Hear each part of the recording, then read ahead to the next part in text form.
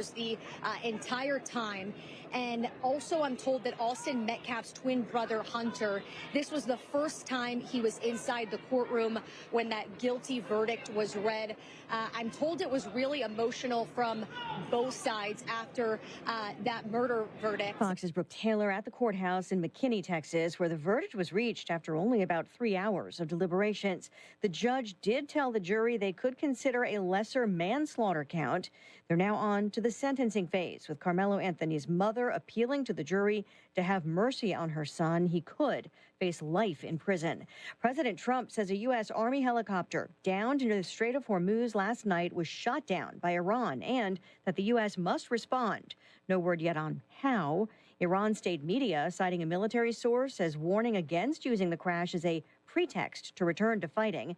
CENTCOM says an Iranian drone shot down that helicopter. U.S. officials tell me they are not certain that Iranians meant to target the American helicopter, but they saw Iran launch several drones at that time to target activity in the Strait of Hormuz, and the Apache flies very low over those waters. The two airmen were rescued by an autonomous surface vessel, or sea drone, after crashing into the water. Fox's Jennifer Griffin. That drone rescue, described as an operational first. The two crew members are in stable condition.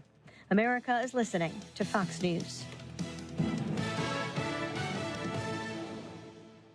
My name is Whitney Allen, and I'm a widow. My husband, Ryan, died. We never thought we'd ever have to use life insurance, but the unexpected happened. With Ethos, signing up was fast and 100% online. You can get a quote in seconds, apply in minutes, and get same-day coverage. No medical exams, and you can get up to $3 million worth of coverage. I'm grateful we were prepared. Get your free quote at ethos.com/term. That's ethos.com/term. Paid spokesperson. Time spent on application may vary. Online health questions required.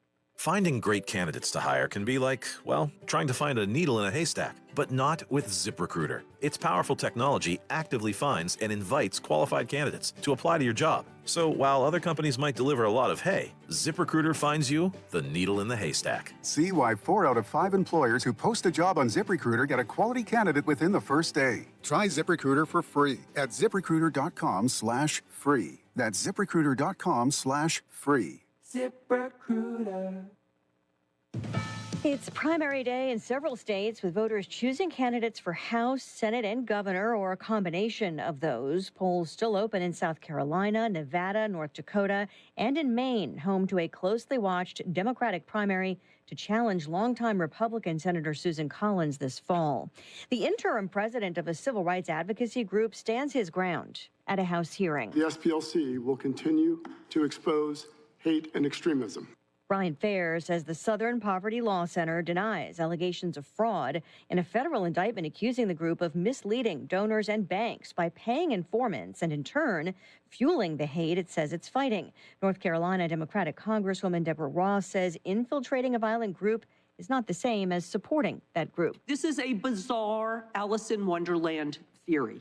And if allowed to stand, it would call into question decades of intelligence and law enforcement practices used to prevent violence and dismantle criminal networks. Republicans, including Texas Congressman Lance Gooden, also accusing the center of targeting conservative groups for political reasons. Fair denies it. Under our criteria, we've designated those groups based on what they've said. Under your criteria, Turning Point USA, Family Research Council, and other conservative Christian groups are considered hate groups. But Antifa and Jane's Revenge, that burns down Catholic churches and pregnancy resource centers, those are not hate groups. And Democrats accuse the Trump administration of weaponizing the Justice Department.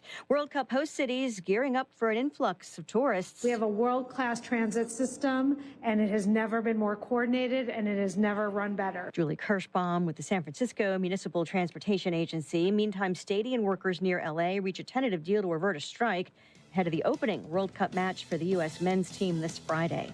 I'm Lisa Brady, Fox News.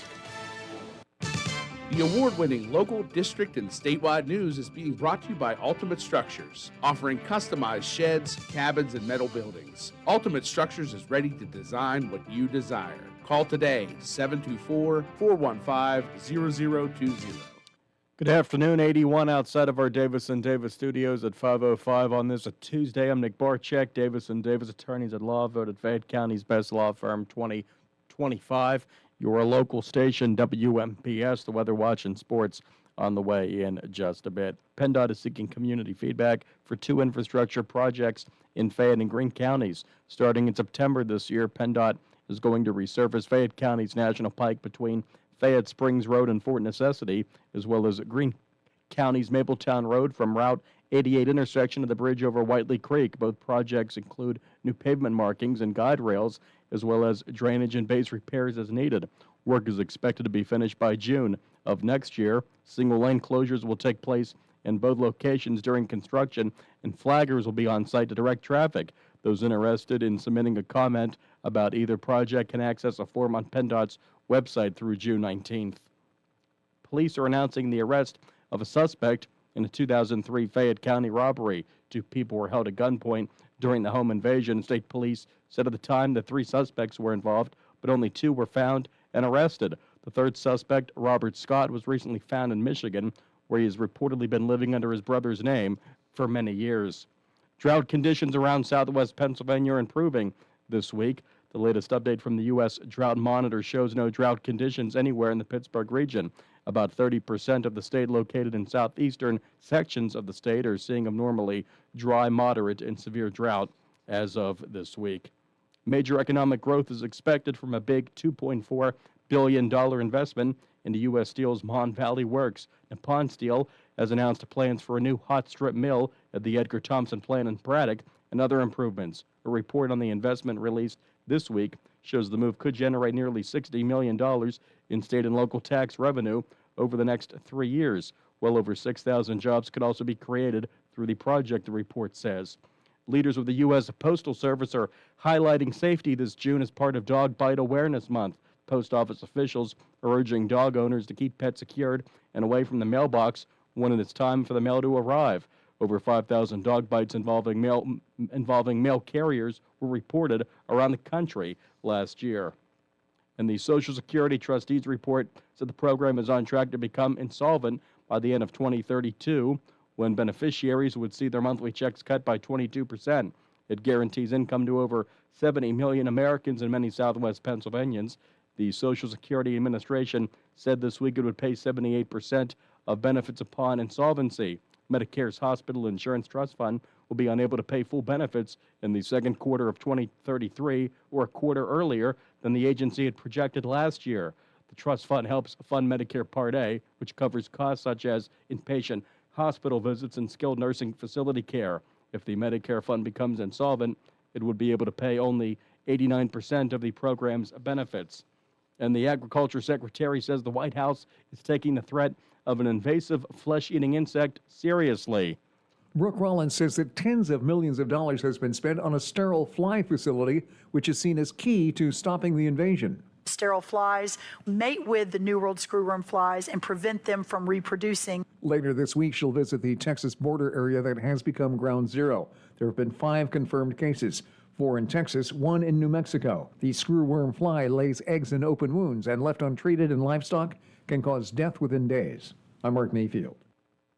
More next on WMPS. So what's the difference between the sheds I see in the parking lot of the big box stores and a professionally built and installed JDM structure shed from Ultimate Structures? Good question. First, the manufacturer, JDM Structures, is one of the premier shed builders in business for 34 years. They use composite materials for the exterior with baked-on paint. This ensures you'll have an extended lifespan for your shed. And listen to this. 75% of Ultimate Structures orders are personally designed to satisfy the customer's needs. That's right. And the turnaround time for a custom designed shed is no longer than just buying a stock shed. Compare the roof designs, the superior piano door hinges, the quality of the wall panels, and personal customer service. You'll see. Come to the Mega Lot on Route 51 South, just outside Perryopolis. You need a shed? We can help. We design what you desire. Ultimate Structures.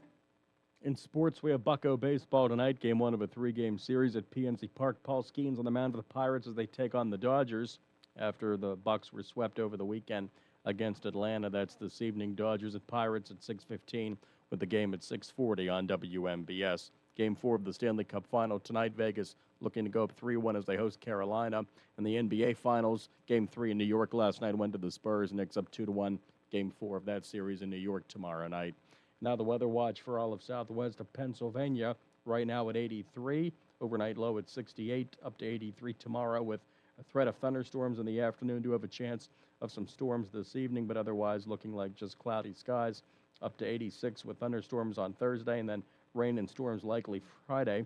To wrap up the week, Friday's high at 84, low down to 60, then sunny on Saturday at 84. Thunderstorms back in on Sunday at 83, and then cooling down to 74 with a chance of showers Monday and a low in the mid-50s. Right now, clouds and 83 at 5:11 on this Tuesday. And good afternoon from the Davis & Davis studios at your local station, WMPS. I'm Nick Barczyk. On the way next, the Stock Report, and then it's the Afternoon Drive Show with Doug Saltzman, all next on WMPS. The local district and statewide news was brought to you by Ultimate Structures, just outside of Perryopolis on Route 51 southbound. Call them today at 724-415-0020 to find the shed, cabin, or metal building that meets your needs. Good evening. This is Janine Herron of Janney Montgomery Scott here in Uniontown, bringing you today's closing stock market report.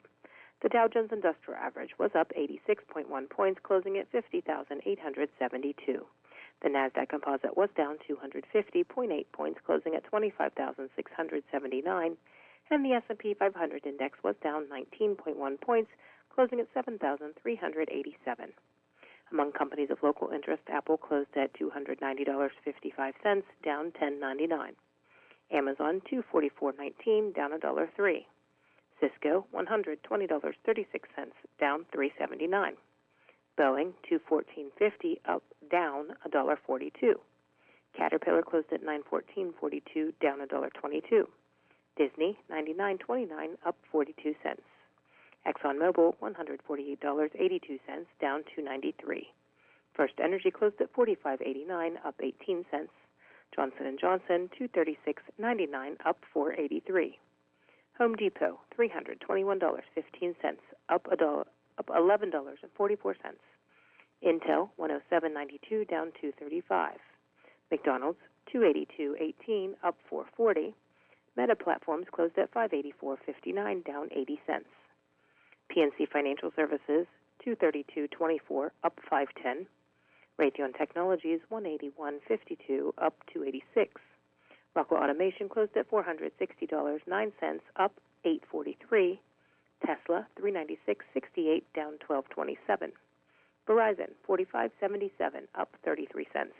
And Walmart closed at $118.88, down 95 cents. Recapping, the Dow Jones Industrial Average was up 86.1 points, closing at 50,872. The Nasdaq Composite was down 250.8 points, closing at 25,679, and the S&P 500 index was down 19.1 points, closing at 7,387. From the Uniontown office of Janney Montgomery Scott, LLC, member FINRA, NYSE, SIPC, where we serve all of your investment needs, this is Janine Herron. Do you enjoy luxury? Well, Live Casino wants to put you in the driver's seat. Ignite your drive and win a new Mercedes-Benz. Look for the specially marked slot machines near the cocktail bar and play daily for your chance to win. All it takes is one bet. Sit down, swipe in, and you could ride off in a new Mercedes-Benz GLC 300. Make your move at Live Casino, Route 30 at Westmoreland Mall. Gambling problem? Call 1-800-GAMBLER. Derby's Riverside Ford is announcing Ford employee pricing for all. American value for American values. That's right, you pay what Ford employees pay, plus all available incentives and low financing. This is your time to purchase or lease a new Ford vehicle. Now get a new 2025 Ford F-150 XLT Crew Cab 4x4. MSRP is $63,000. Your employee price is just $55,000, plus 2.9 financing through Ford Motor Credit. How about a new 2025 Ford Bronco Sports? Employee price is just just $34,000 plus 2.9 Ford credit financing. And my favorite, the all-new 2026 Ford Explorer all-wheel drive. MSRP is $45,000, but your employee price is just $41,000. Ford employee pricing for everyone. Now at Thurby's Riverside Ford, your presidential One Ford Elite dealer. Route 40, 1 mile past the casino at Nemacolin. See Sammy, Jimmy, Ashley, or Joey. Offer extended to July 6th. Is your favorite chair at home starting to look like it's seen better days? Are the arms tearing away from years of use? I bet the footrest doesn't even work. What color is it, really? At this point, who knows? Wouldn't it be wonderful to get a brand new Lazy Boy recliner? Chesler's Fine Furniture on Route 51 north of Uniontown is your Lazy Boy recliner headquarters, with prices starting at just $429. You can nap in comfort in a recliner that's just right for you. Choose from fabrics or leather, manual or power, and some of our models have massage settings and power headrests too. The chairs are all in stock at Chesler's. There's surely one to fit your needs. If there's someone with special needs in your home, Chesler's has the largest selection of lift recliners in a variety of colors, sizes, and some with heat and massage settings in stock for immediate delivery. Credit terms are available. Chesler's Fine Furniture, where customers send their friends. CareerLink is your one-stop resource for employment and training-related services. Visit CareerLink and you'll have access to many programs and agencies for assistance with economic, educational, and job-related needs. For more information on all the programs available to you, contact CareerLink at 724-434-JOBS. That's 724-434-JOBS.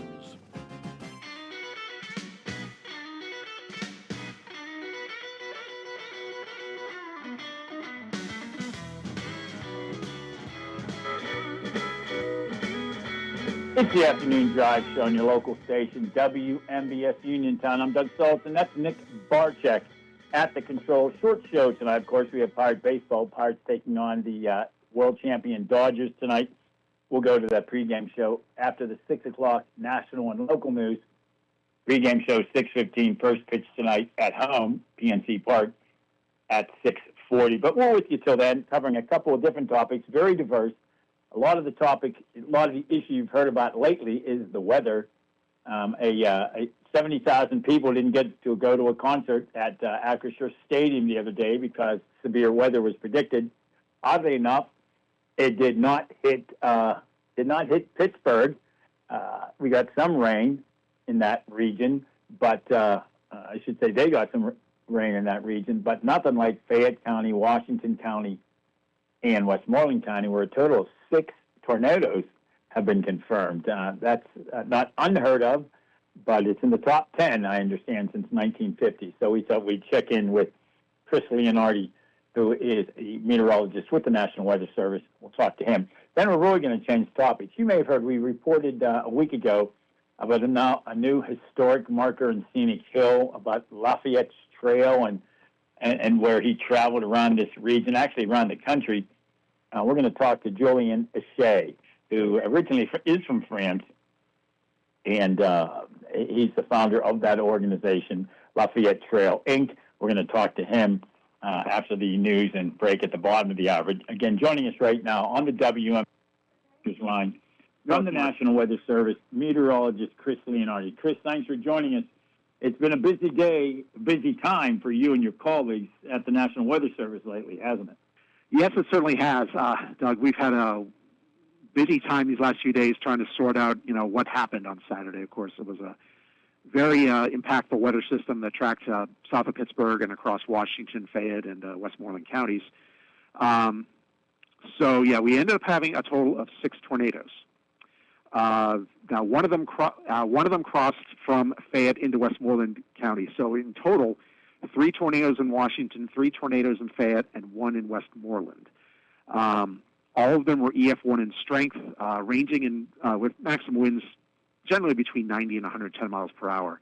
And right now, it looks like not a lot of structural damage, luckily, and no injuries from these tornadoes specifically. We had injuries from non-tornadic winds in other areas, including in Morgantown, unfortunately, at that baseball game. But overall, most of the damage from these tornadoes was to trees, and we had some pretty significant tree damage in a lot of these tornadoes. But thankfully, at least with the tornadoes, no injuries and no deaths. Just a lot of widespread tree damage from this. And roads closed. I receive updates from PennDOT, and there were many roads closed around the area due to either trees on those roads or trees pulled down power lines, and you got to shut down roads to work on those. The EF1 level is the lowest, but that doesn't mean it's not a big deal. I mean, that is still significant. Wind can cause significant damage, even winds at that level, correct? Right. Well, actually, the EF0 is the lowest level. The scale runs from 0 to 5. EF0, the maximum winds would range from 65 to 85 miles per hour. EF1 runs from 86 to 110 miles per hour. Now, again, the vast majority of the tornadoes in our area are at the EF0 or EF1 level, which we, a lot of times, a lot of people call those weak tornadoes. Well, when you think about it, most of the time there's no such thing as a weak tornado. Remember, we issue severe thunderstorm warnings for winds 60 miles per hour and greater. So every tornado really is capable of winds of that speed. So every tornado, no matter the strength, has to be taken seriously. It can cause lots of damage, and in unlucky cases, of course, they can be deadly. Yeah, a weak tornado is like a weak fastball, I think, from teams, for crying out loud. Yeah, tornadoes, exactly. Tornadoes, regardless of the speed. As we talked to the National Weather Service and Chris Leonardi about this storm, 7 tornadoes confirmed in one day in southwestern PA. I'm guessing that's not unprecedented, but it's got to be up there among the most we've ever had in this region since records have been kept, correct? Yeah, I don't have the exact stats at my fingertips, but just to give you an example, we've had a few events, the past several years where there have been a number of tornadoes in our area. For example, we had a couple in 2024. Remember, May 17th of 2024, there were a number of tornadoes in the area. There were 5 on that day. June 26th of 2024, there were 6 tornadoes. Remember back in 2021, back in October, was a day we had 11 tornadoes on October 21st, 2021. So in recent years, we've had some days with a good number of tornadoes in the region. A lot of that is due to better detection, more attention to surveying, and also the impact of reports from the public, including over social media. We get a lot more information than we used to get in the past, and we do appreciate that because it helps us to investigate these storms a little more closely and really pinpoint whether or not these storms were tornadic. And we just, by getting those reports, we know where to start looking, and then looking in more details when we make those determinations whether it was tornadic or not. Yeah, the 2 biggest stories in the region lately have been these tornadoes and Morgan Wallen canceling his concert because of potential high winds. Winds of that level certainly could damage the stage and the apparatus around it, putting people at risk. So you can certainly understand even though it didn't hit the city of Pittsburgh, it's not unprecedented for tornadic winds to hit. I remember years ago a tornado hit Mount Washington. Who would ever think a tornado would hit Mount Washington? Yeah, I believe that was the 1998 one you're referring to. Yeah, that's right. That'd be the June 2nd, 1998 event, I believe. Yeah. So yeah, it's not unprecedented in this area, of course, to have tornadoes. Everyone remembers, those big events. Now, of course, tornadoes overall are a very small scale. In most cases, when we get a tornado, the width is usually no more than, say, 100 to 300 or 400 yards. So they're very impactful. So although most people wouldn't have been directly impacted, those events are still very memorable and still need to be taken seriously because obviously they can cause great damage and harm to people. Yeah. So again, 7 in one day. How many do we usually get in a year for southwestern PA? I understand it's under a dozen. Is how many per year? So 7 in one day, obviously catches your attention. I cannot recall the exact number, but usually the average number is under 10, I believe. The number for of a whole season. Yeah, that's amazing. Yeah. So 7 in one day. So yeah, but lately, they have been coming in bunches lots of times. And in this case, it was an organized system. There were small vortices embedded in the larger squall line. So a lot of people, got the strong winds. Wasn't necessarily tornadic. We had widespread, what we estimate to be 70 to 80 mile per hour winds over a large area, over large areas of Fayette, Westmoreland, and Washington counties. But embedded in that squall line were little mesovortices, and that's what causes the tornadoes. And not even every case where they're on the ground the full time. Sometimes they skip a little bit. So by investigating the damage, looking for convergent damage, looking for concentrated swaths, there's lots of things we look for to determine whether it was tornadic or not. So just because there are a lot of trees down in an area doesn't necessarily mean it's tornado. We have to look very closely and look for those clues to tell whether or not it was in fact tornadic. Right. How was the investigation done? I mean, and obviously, if someone has a video of it, that can confirm it. But how does that? If that doesn't happen, how do you determine that? How do you an on-site investigation? How does that take place? Well, basically, it starts with areas that are suspicious. Whether we have radar evidence to suggest a tornado, if we get a very suggestive video or picture, or we get a report from emergency manager or the public saying, "Hey, I've got this concentrated track," and we match it up with radar. And if we are suspicious, then we will go ahead and send out our survey team. In this case, we had two general tracks on the largest squall line that we wanted to investigate because that's where the majority of the reports were. And we had three separate teams in this case looking at portions of these tracks. And what those teams do is they go to areas where there's reported damage. Basically, they do a zigzag, along roads, along where we think the track was. They take pictures, look closely at the damage, and then at that time, they afterwards they'll come back to the office and we'll look at the data and say, okay, we think this was a tornado because this damage was convergent and these points were in a line. And then also we have guidelines by the types of trees that are damaged, how severe, any damage to structures, thankfully, which is not much in this case, but we have guidelines to estimate the speeds of the winds, and we put all this together, and basically then we come up with our tracks and our summaries that, as a result of the survey. And I will say that if people are interested in seeing the overall summary of these tornadoes, if they go to weather.gov/Pittsburgh, we have a link at the top of our site where we just posted a summary of all the tornadoes from this event. So it's an involved process, but one that's scientific, uses information from the public and emergency managers and other local officials, and we work as a team to try to figure out exactly what happened and which areas were impacted by tornadoes or not.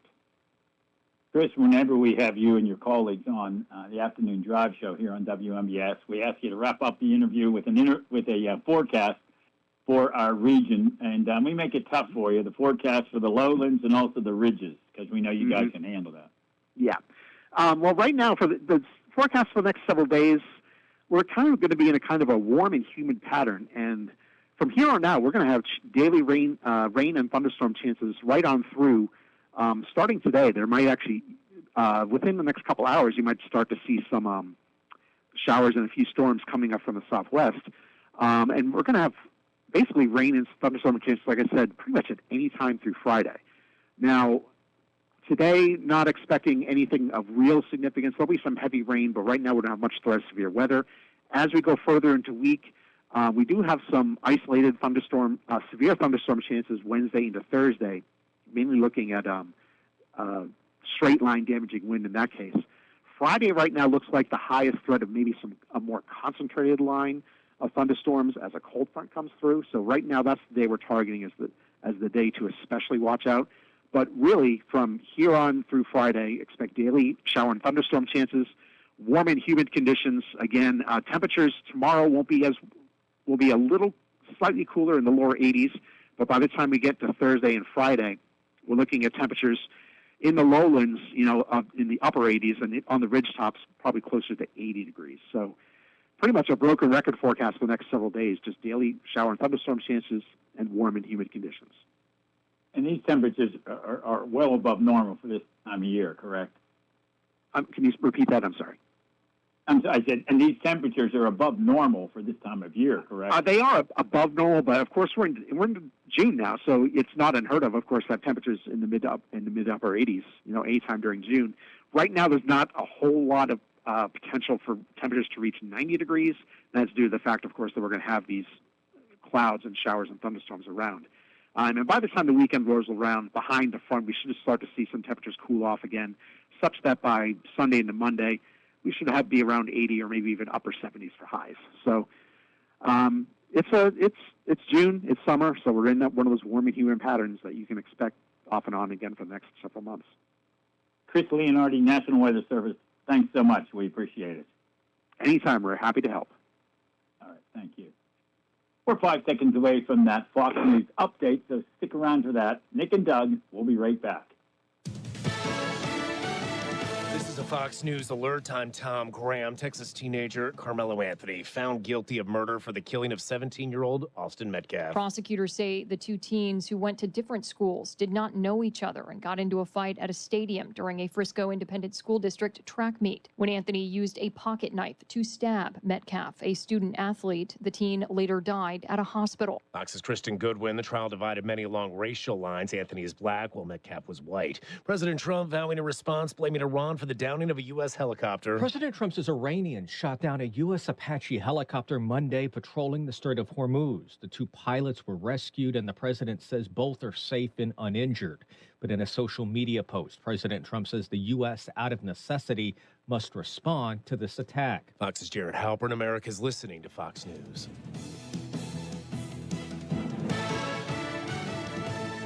As the nation and county turns 250, join us at 7 p.m. July 1st for a countywide night of worship, prayer, and unity at the EQT Arena at the Fayette County Fairgrounds as churches gather together to seek the heart of God. As we reflect on America's 250th year, we look ahead with faith and expectation for the future. We believe God is calling His church to greater unity and a renewed commitment to serve our communities. It's more than a worship gathering. It's a starting point for pastors, leaders, churches, families, and believers across denominations to come together with one heart and one mission: to love God, love people, and believe for transformation in our county. Join us as we pray for our schools, families, foster homes, churches, leaders, and future generations. Let's celebrate what God has done and believe together for what's ahead. America's 250, a night of worship, EQT Arena, Fayette County Fairgrounds, 7 p.m. July 1st, hosted by the Churches of Love Fayette. Experiencing symptoms of COPD? Frontier Clinical Research in Scottsdale has been selected to conduct a clinical research study, and participants are needed. All study-related care will be provided at no cost, and no health insurance is required. Compensation up to $2,200 for qualified participants for time and travel. To learn more, call Frontier Clinical Research in Scottsdale at 724-220-5281. That's Frontier Clinical Research in Scottsdale at 724-220-5281. Hi, this is State Representative Charity Grim-Krupa, and I'm personally inviting you to the Liberty Bell Ball. On Friday, July 3rd, join us as we celebrate America's 250th birthday at the Hopwood Social Hall. This historic evening will feature music, dancing, and an unforgettable atmosphere, celebrating freedom, faith, and the American spirit. Formal attire is encouraged but not required. Patriotic and Western wear are always welcome. And this year, you could become our first Miss Liberty Bell or Mr. Lafayette in our exciting People's Choice Contest, honoring patriots who embody liberty and love of country. The Liberty Bell Ball is also a political fundraiser, supporting my continued work as your state representative. Tickets are available now on Eventbrite, or find us on Facebook at Charity Grim-Krupa for PA Rep. Don't miss the Liberty Bell Ball, Friday, July 3rd, where Fayette County will celebrate America 250 and party like it's 1776. May God bless America. Paid for by Charity for PA Rep. If you are looking for a trusted local law firm with a strong commitment to their clients, look no further than Zebley Law Offices. Attorney Zebley has been practicing law in Fayette County for more than 4 decades. Although specializing in bankruptcy, Zebley also handles real estate matters, civil suits, collections, wills, powers of attorney, and more. If you need legal help, go with a name you recognize and trust. Call Zebley Law Offices today at 724-439-9200. Mountaintop Title and Notary can handle all of your motor vehicle and PennDOT needs, such as titles, plates, renewal, registrations, and all notary needs. Tina Nicholson of Mountaintop Title and Notary can also handle ATV and boat titles, and also does income taxes. Hours are Monday through Friday, 9:30 to 4:30, and appointments can be made for after hours and Saturdays. Mountaintop Title and Notary with a new location at 655 Nelson Road in Farmington, the only place you need to go for all title, notary, and tax work. Call Tina at 724-984-1514 for the most professional services around.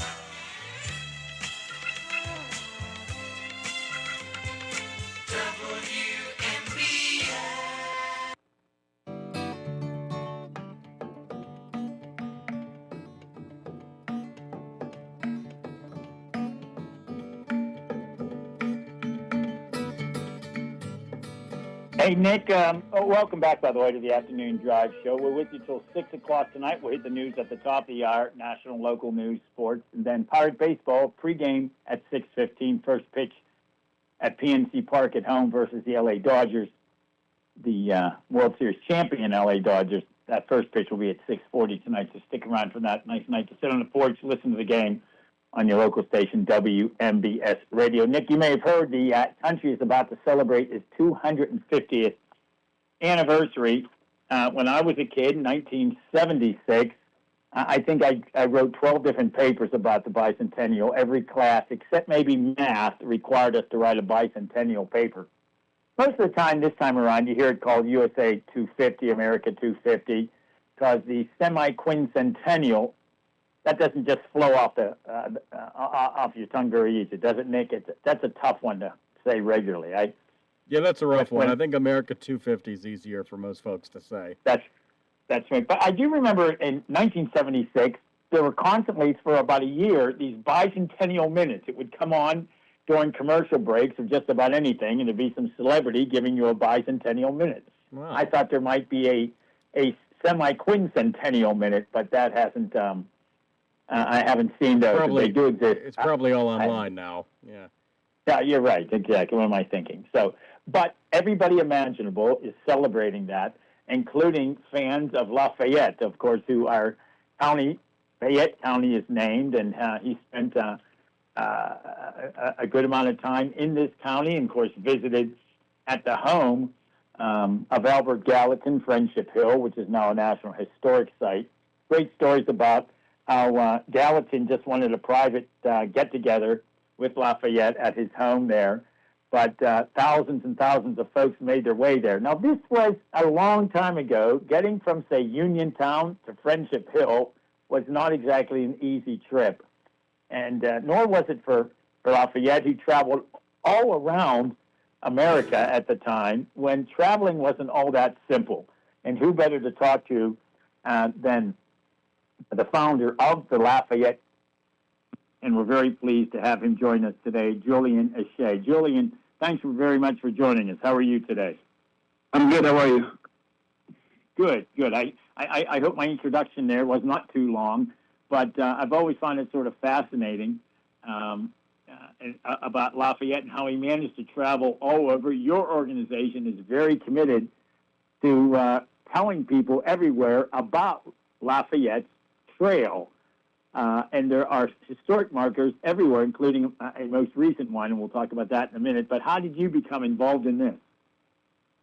I mean, yeah, I came from France. I guess it was maybe 10 years ago now for the first time. I got excited about how Americans view Lafayette in this country. It's very different to what I was used to in France. And I thought it was a fascinating just discrepancy to notice. And so I just looked into it, and I realized it was actually not because of the American Revolution. It was because of the tour that he had made 50 years later. And I thought that tour was mostly untapped, or nobody was talking about it too much. And so we created the Lafayette Trail and formalized really a nonprofit space to talk about it and educate the public about the significance of its historical events. So yeah, one of the mediums we do that is through the historical marker program that we have done with in collaboration with the Palmari Foundation up in Syracuse, New York. So it's been an incredible journey. I followed the exact same geography of the U.S. as Lafayette did 200 years ago, 201 now, and it's a fabulous story to tell. Yeah, it's amazing. Traveling that much today, I'm sure, took you some time, and I'm guessing you didn't do it on horseback or in a. No. Yeah. Can you imagine what it was like for him to do that much traveling back in those days? Maps were around, but they weren't always exactly accurate. Roads were nothing more than dirt trails in some cases. Maybe there were a few stone roads, but not much. So this was no small feat by Lafayette, was it? Yeah, no, it was a spectacular event. I mean, the accounts are astounding. A lot of Americans are looking at the return of Lafayette to their land as sort of, the accounts are calling him a providential envoy that basically comes back to test the national devotion of the American people to the revolutionary principles 50 years later. And so he goes around the country to validate the American exceptionalism story, and including in southwestern Pennsylvania. So it's over 6,000 miles of a journey, 24 states, and the capital, Washington. And it lasted 13 months. So yeah, you can imagine, through carriages, also on steamboats at times. But yeah, it was over 6,000 miles. It was a huge journey for 1824. Here's a simple question just emailed to me. Who was Lafayette? So give us that. If those who may not have ever, everybody's heard of the name, our county's name for Fayette, Lafayette. But who was he, and what was his significance? He was a French aristocrat who became illuminated by the ideals of the Declaration of Independence when he first got hold of them, and decided to risk his life and cross the Atlantic Ocean at his own expense to support the American Revolution.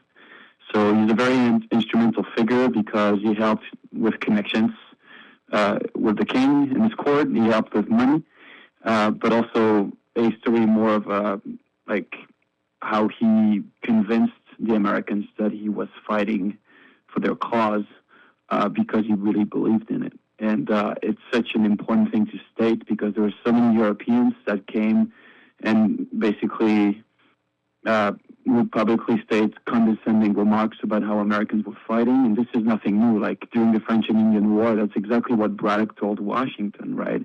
They don't know how to fight. The good British do. But it's the same thing in France at the beginning of the American Revolution. There's a lot of French people. They're coming over here, and they're lecturing Americans about how they should fight. But Lafayette didn't do that. He respected the culture, the military art, the emerging culture of what would become the United States. And because of that, he earned their trust and their respect. So it's more than just military support and connections. It's also a story of how somebody from Europe can relate to the ideals and the story of the people here that were fighting for freedom. There are 17 counties named for Lafayette. Counties are parishes. Louisiana has a Lafayette parish. And cities, towns, and villages, there are literally dozens upon dozens and squares and streets, more than you can count, schools, businesses. It really is amazing the impact he had on America, considering, the early colonists were fighting the French at one point, and then to have somebody from France be so utterly committed and so well respected that people flocked from Uniontown up to Friendship Hill, actually south, but you have to get up a hill to get there. Amazing that people went up there just to see him. And as I mentioned earlier, before you and I started speaking, that Albert Gallatin was disappointed. He wanted to have a quiet time with Lafayette at his Friendship Hill home. Didn't turn out that way. A lot of people showed up. People were enamored. Not very quiet indeed. Right now. I mean, is that true? People were as enamored then, and they're enamored with Lafayette now, I think, when you can... Oh, yeah, absolutely. Sorry, I didn't hear your question. Yeah, for sure. So the enduring popularity of Lafayette among the American people is something that's absolutely true, and it is not losing any traction. And I think the reason is very simple, is that what I've discovered in this country is there's a very American feeling of gratitude, showing your gratitude, or back then in 1824, they were very grateful to Lafayette for his service. And I think that spirit of being grateful is ingrained in the country's DNA, or at least in the manners of people here. And I think just continues to be, you were thankful to Lafayette for what you've done for our country when you didn't have to. And I think that continues in different forms, of course, today, with the internet and so forth. You've got new mediums that exist to show appreciation for Lafayette and what he did. So, yeah, everybody that I've, interacted with in this country in their own way, whether it's just, a flag-raising ceremony or unveiling a marker with us or just a private conversation, there's a lot of positive feelings that continue to exist in this country for Lafayette. And I think that speaks to his story, that he convinced the people here that he was fighting for the right reasons. And when something like that happens and you're not expecting it, I think the surprise makes it even more meaningful and even more difficult to forget, right? We reported last week, and we were scheduled to talk to you last week, and I bungled my show notes and got mixed up as to the date. But is it your most recent historic marker? Is it the most recent one now that's now in Scenery Hill? marking the day that he passed through that area? No, we've done 3 more since then. Later that day, we've done. It was just a week ago. You guys. Yeah, it was a week ago. I mean, we have 225 over the country. So, we did not right after, but a few hours later, we did one in Ross River Township in southwestern PA as well.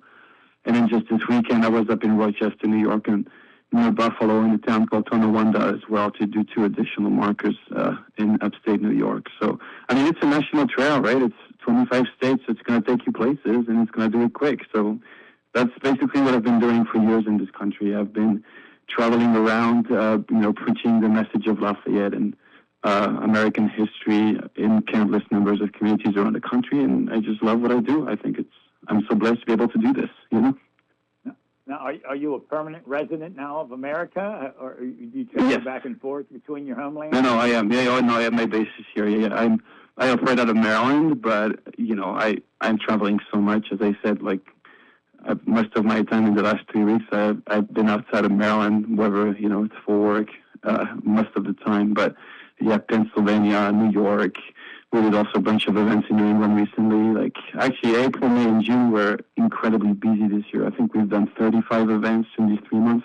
So, a lot of events. 201 markers across the country. 202, I guess, at this point, or maybe No. more than that right now. 225 in total. We have 209, I think, for the 1825 farewell tour. And we started a new series that also now celebrates what Lafayette did during the American Revolution. So that's a more modest in scope so far. It's got 13 or something like that recipients. But if you add the 2, I think it's over 220 for sure. And we always hear about where George Washington slept. But when Lafayette went through what was then Hillsborough, he didn't sleep there. He had breakfast there. So that's rather unique. Yeah, I have that correct. exactly. I think I have that part correct, at least. Yeah, no, absolutely. He did that. He was on his way from Washington to Brownsville, and he stopped there as documented by the local newspapers, and we thought it was important to mark that stop. I love this part of the U.S. It's very historic. It's got a lot of connections with George Washington, the National Pike, the National Road. I'm sorry. And I just feel like there's a lot of material here that you can stir, and you can make the visit of Lafayette even more meaningful in 1825. You mentioned Gallatin. Gallatin was a big proponent of the National Road. He was a dear friend of Lafayette. They had a similar view of the meaning of freedom. The Whiskey Rebellion is in southwestern PA as well. So very important in the rise of George Washington later on, establishing the authority of the federal government. You've got so many stories here. And of course, the reason I talk about Washington so much is because when Lafayette comes back in 1825, it's not just going from point A to point B, right? There's a meaning behind these travels. And at least it is my belief that in southwestern PA, a lot of the meaning has to do with honoring the rise of Washington as a statesman and some of the places that really contributed to making Washington who he would become later on, So that includes also, the French and Indian War, Washington. But all of that is part of the narrative that we try to tell. And we thought that the stop in Hillsborough was part of it.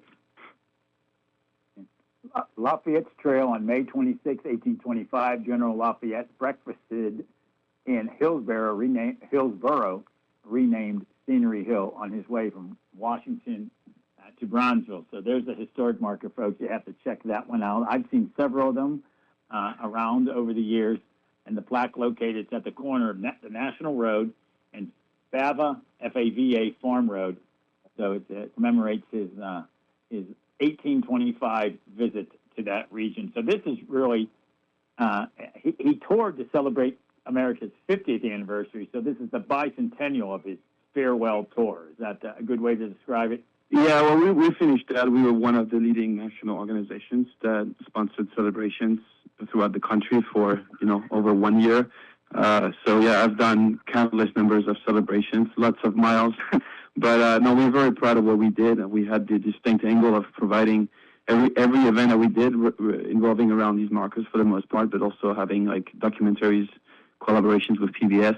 We did all of these events free of charge and open to the public. We never charged a penny, which is a very unique achievement, actually. And we're very proud of that because, in 1824, part of what Lafayette did was to educate the public about making sure the new generations knew and made those stories of the founding of America their own to ensure the survival of the country and for posterity. So today we feel like we try to do the same thing, and one of the ways to make the story as accessible as possible is to remove the financial obstacle, which we were able to do thanks to the support of the Tom Murray Foundation for markers like the one in Sydney Hill. And we had a lovely event. The local owners, great people, they provided refreshments and French quiche, and it was just a great event. We talked about history, friendship, France, America. So that was all great. But yeah, milestone moments like that are very important. Now it's America 250, and there's a lot of tie-ins as well with Lafayette and how he got inspired by the Declaration and its ideals, and the stories that we're going to continue to tell going forward for the next several years as the America 250 commemorative cycle continues. Yeah. Let's wrap up by saying, how can folks get involved? Tell us the website, and if they want to donate to your organization, how do they do that?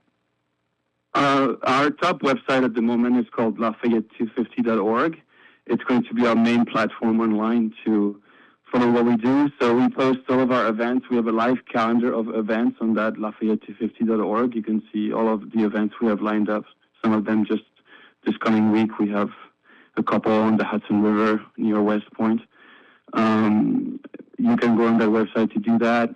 We also post all the event details on the Facebook page of the Lafayette Trail, so you can also see them there. And then we do have a mailing list, which is a very easy way for people to support our work. If you donate $50 a year, you get every announcement we make automatically via the email address of your choice. And then, you can go on Lafayette250.org or the LafayetteTrail.org. And we are a 501c3, so we totally accept donations, and we actually welcome all of them. So, thanks for the plug. I appreciate it. No problem. Personal donations, corporate, foundation, etc., all are welcome. Julian, thanks so much for joining us. My apologies for the mix-up last week. We were going to have you on, but that's okay. A good time to talk about the story will hold. We look forward to talking to you in the future as well. Absolutely. My pleasure. Thanks. All right. Thanks so much. Have a good evening. Again, Julian Ishay from the Lafayette Trail, the Lafayette Trail 250. He said LafayetteTrail.org. And Google those, put the website in, get more information. Nice website. I've taken a look at it. We got an email here from one of our listeners, a regular listener, Frank LaCava, a local historian. I'll read that one to you. But first, this is the Afternoon Drive Show on WMBS. The weather's warming up, and those big outdoor projects are calling. So, who are you going to call? Well, no. How about you call 3P Excavating and Plumbing of Smithfield? From French drains and septic systems to site prep for homes and buildings, plus driveway and utility line clearing, 3Ps does it all. Get your property ready the right way. Call 3P Excavating and Plumbing today at 724-880-5215 or find them on Facebook. Laurel Highlands Wealth Advisory Group of Janie Montgomery Scott in Uniontown is a proud sponsor of Sportsline. When you work with Janie, it's about going beyond investing. It's about connecting your life and your finances in a way that makes sense for you. The team partners with you through each stage of life to help you set and reach your financial goals. To learn more about the Laurel Highlands Wealth Advisory Group at Janie, be sure to check out their website at www.lhwag.com. Laurel Highlands Wealth Advisory Group of Janie Montgomery Scott, LLC, member FINRA, NYSE, SIPC. Your Buccos are bringing island vibes to PNC Park June 12th through the 14th when they take on the Miami Marlins on Bucco Luau Weekend, presented by Levin Furniture and Mattress. Catch fire dancers, enjoy live steel drum music, and score luau-themed giveaways, including a tiki mug, the Hawaiian shirt, and a kids' retro lunchbox for the young Buccos. Grab your tickets now at pirates.com, and let's go Bucks! When you are looking to make some extra cash for your aluminum cans, visit Cherokee Recycling, where aluminum can is king. Cherokee Recycling is open Monday through Friday 9 to 4:30 and Saturdays 8 to 12 noon, closed Sundays and holidays. Give Marcus or Rags a call today, 724-439-3228 for Cherokee Recycling, where recycling makes the most sense.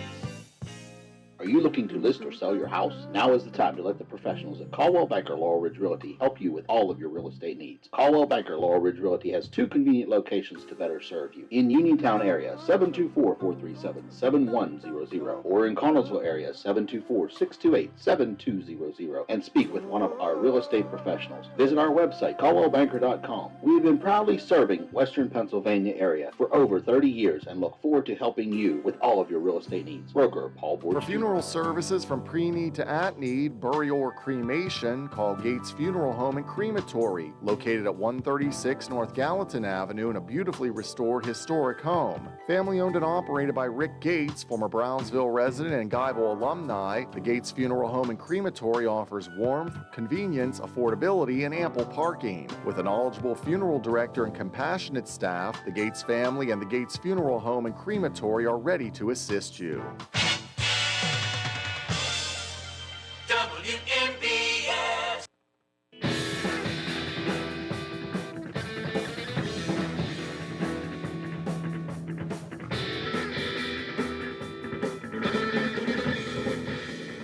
As always, we like to thanks, or say thanks. We like to thank our guests, calling in Chris Leonardi from the National Weather Service with an update on the severe weather. Fayette County, Washington County, Westmoreland County, and the surrounding area just experienced 7 tornadoes in one day. I did read later, it's top 10. They've been keeping records since 1950, so 75, 76 years worth of records. That's in the top 10 for that.